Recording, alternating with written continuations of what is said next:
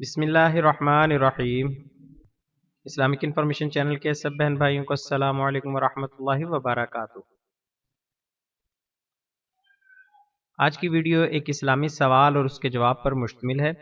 Video में आगे बढ़ने से पहले आप दोस्तों से गुजारिश है कि मयारी इस्लामी मालूमात के लिए हमारे चैनल को ज़रूर सब्सक्राइब करें और आने वाली वीडियो से बाखबर रहने के लिए बेल आइकॉन प्रेस करें। शुक्रिया। सवाल: खाना खाने के बाद हाथों को पैरों के तलवे से पोंछना कैसा है?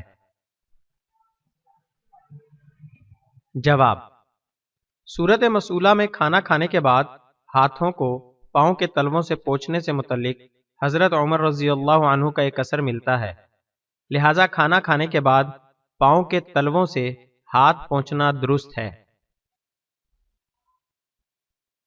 कंजुल आमाल में है, साइब बिन यजीद फरमाते हैं, बसा औकात मैंने हजरत उमर बिन खत्ताब रज़ी अल्लाह अन्हु के पास रात का खाना खाया। वो रोटी और गोश्त खाते, फिर अपना हाथ पाँव पर साफ कर लेते और फरमाते, ये उमर और आले उमर का रूमाल है। फतवा दारुल इफ्ता जामे उलूम इस्लामी अल्लामा मोहम्मद यूसुफ नूरी टाउन। जज़ाकल्लाहु खैरा।